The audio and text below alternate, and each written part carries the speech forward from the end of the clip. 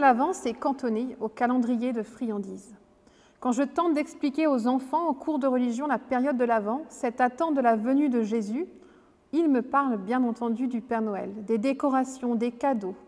Quand je me promène sur les réseaux sociaux, sur Instagram, je vois de belles photos de décorations de Noël. Les sapins sont mis en avant avec toutes leurs couleurs, leurs guirlandes, leurs boules. C'est un joli temps familial, certes, je le reconnais. Mais où est la préparation de nos cœurs? Sommes-nous cantonnés à préparer en ce temps de confinement seulement nos maisons? Ne sommes-nous pas restés dans l'émerveillement premier de l'enfant à Noël face à cette avalanche de cadeaux physiques? Nous voulons recevoir des choses, du concret, mais avons-nous pris conscience que ce qui nous est demandé à Noël est d'abord une conviction, une conversion? Pour nous accompagner dans cette réflexion, j'ai choisi le début de l'évangile de Luc, avant même la naissance de Jésus, qui a été préparée par celle de Jean-Baptiste. Un ange du Seigneur apparut alors à Zacharie. Il se tenait à la droite de l'autel où on brûlait de l'encens. Quand Zacharie le vit, il fut troublé et saisi de crainte. Mais l'ange lui dit « N'aie pas peur, Zacharie, car Dieu a entendu ta prière. Élisabeth, ta femme, te donnera un fils auquel tu donneras le nom de Jean. Tu en seras profondément heureux et beaucoup de gens se réjouiront au sujet de sa naissance.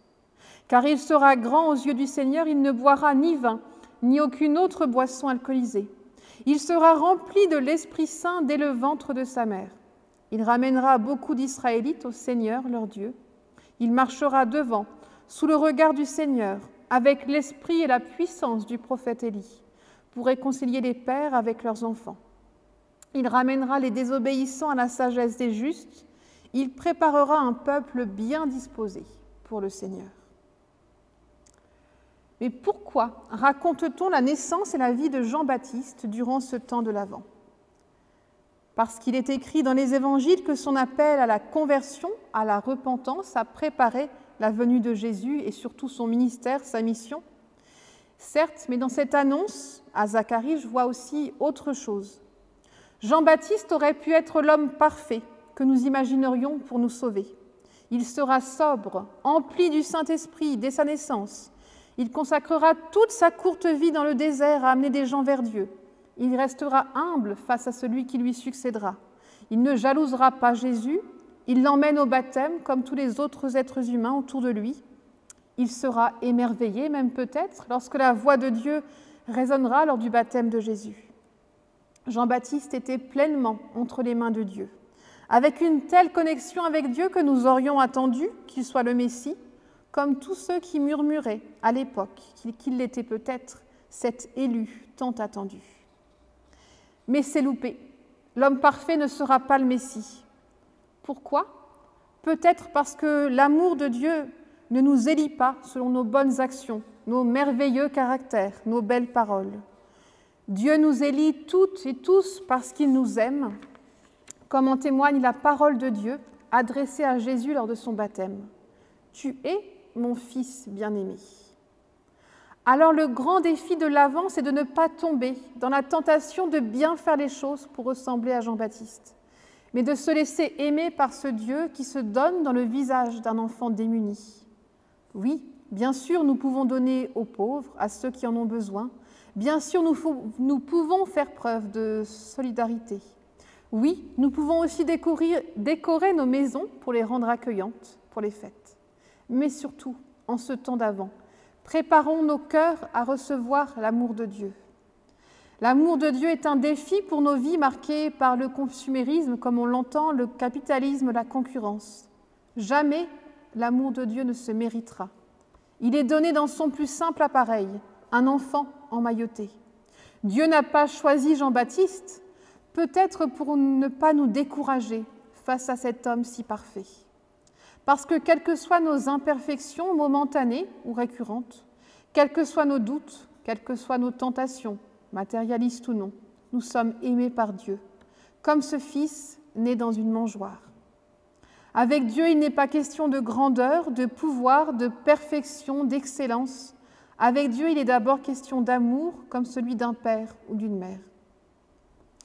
Alors quand vous allez préparer votre sapin, votre maison, vos fenêtres, quand vous allez préparer vos courses pour Noël, je vous invite à réfléchir En quoi toutes ces choses matérielles que vous faites témoignent de l'amour qui est au fond de vous pour les autres? Comment ces choses témoignent de l'amour de Dieu dans votre vie? Et ainsi, alors, vous pourrez mettre la crèche dans votre maison, décorer votre fenêtre avec les étoiles des bergers, manger les brédeleux fournis par la paroisse.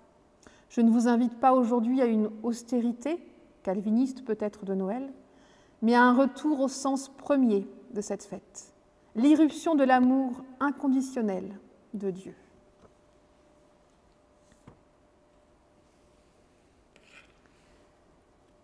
Et j'aimerais vous inviter à un temps de prière avec les mots d'une carmélite, sœur, alors ce n'est pas son nom de sœur, son nom de sœur c'est sœur Thérèse Bénédicte de la Croix, si je ne me trompe pas, mais sinon nous l'appelons aussi Edith Stein, qui fut une grande philosophe, et donc qui s'est convertie au christianisme, et qui a écrit pour le baptême de sa sœur, un jour de Noël, ce poème et cette prière. Mon Seigneur et mon Dieu, tu m'as guidé sur un long chemin obscur, pierreux et dur.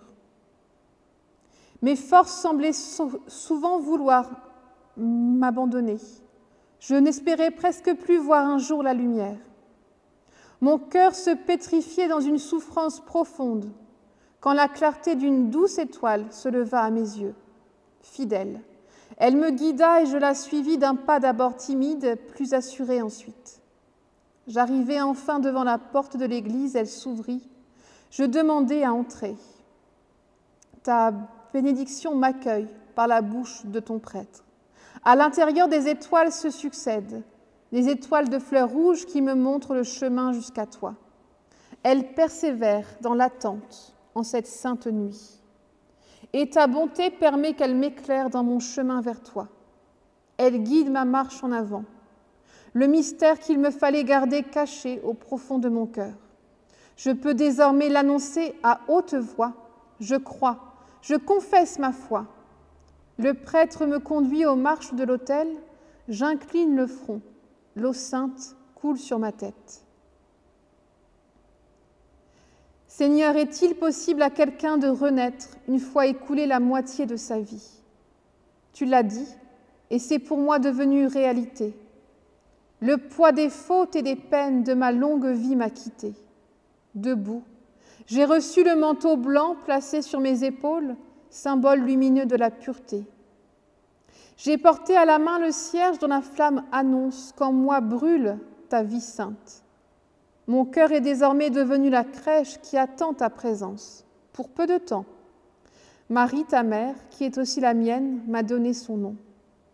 À minuit, elle dépose en mon cœur son enfant nouveau-né.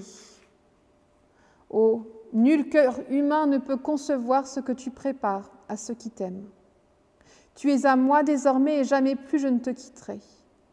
Où que puisse aller la route de ma vie, tu es auprès de moi. Rien jamais ne pourra me séparer de ton amour. Amen.